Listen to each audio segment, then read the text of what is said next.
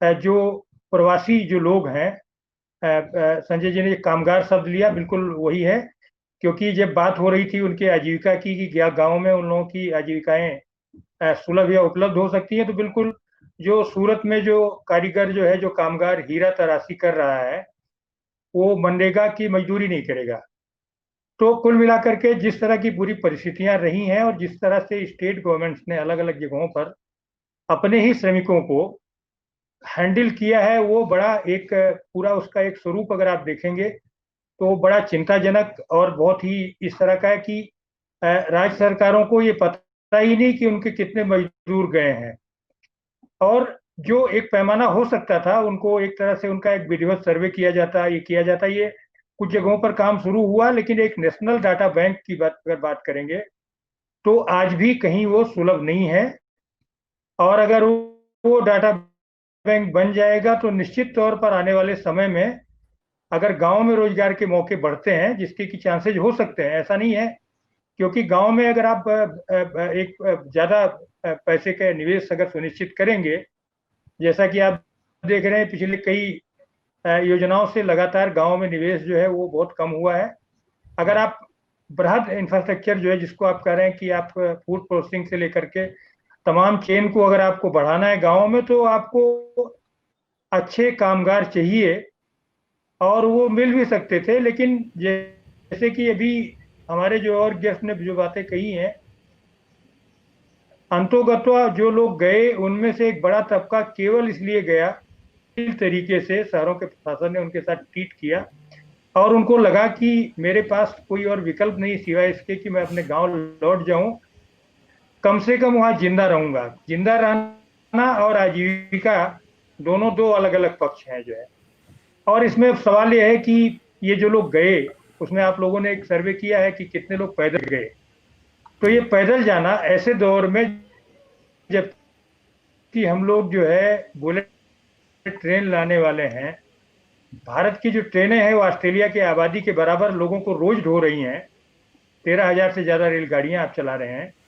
तो मैं एक, क्योंकि परिवहन के अगर आप देखेंगे नीलेश जी, जी। तो आप पाएंगे कि ये पहला मौका है जबकि परिवहन के सभी साधनों का उपयोग किया गया है। आपने देखा होगा कि कुछ लोग बैलगाड़ी से गए, कुछ लोग जी। रात में चुपके से हरियाणा का बॉर्डर पार कर रहे हैं, यमुना नदी तो नावों से पार कर रहे हैं, हम्म। पैदल पार कर रहे हैं। मतलब गांव में वेस्टर्न यूपी में लोगों ने ट्रैक्टर अपने दिए कि भाई थोड़े दूर छोड़ करके आ जाओ इन लोगों को।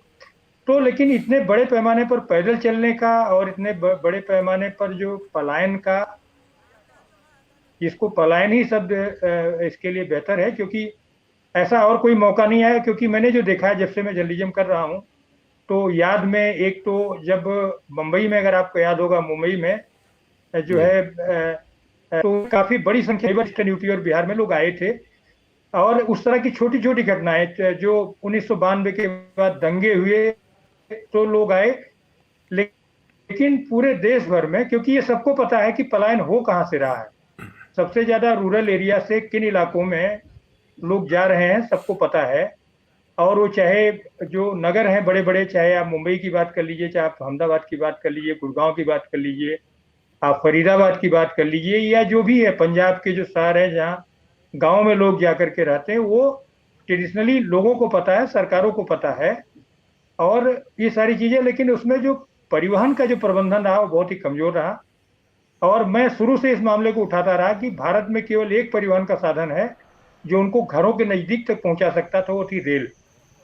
उसका उपयोग नहीं किया गया। और मैं एक छोटा सा आंकड़ा दूंगा इसमें नीलेश जी, जो कि जी। मेरे पास लेटेस्ट आंकड़ा जो है, जी। आप ये देख लीजिए कि ये 1 मई यानी श्रमिक दिवस को गलती से एक गाड़ी चलाई गई थी। वो गाड़ी चलाई गई थी जो तेलंगाना के मुख्यमंत्री हैं, उनके विशेष आग्रह पर।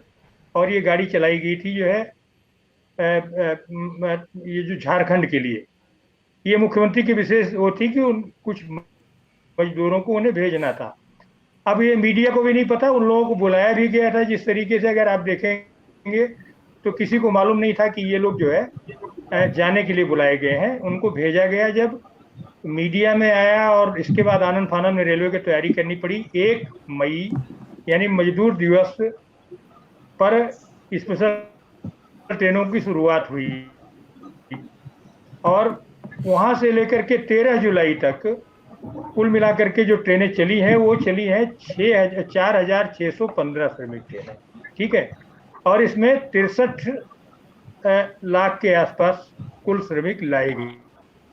में उठा करके 63 लाख लोगों को ले जा रही, तो आप इससे अंदाजा लगा लीजिए कि पूरा का पूरा, और कौन था उसमें, कितने तरीके के इन्वॉल्वमेंट थे, कौन कौन लोग आए। कहीं आप स्टूडेंट के लिए है, परिवहन का निगम हो या जो है रेलें हो, इन सब का पूरा प्रबंधन बहुत ही कमजोर रहा है।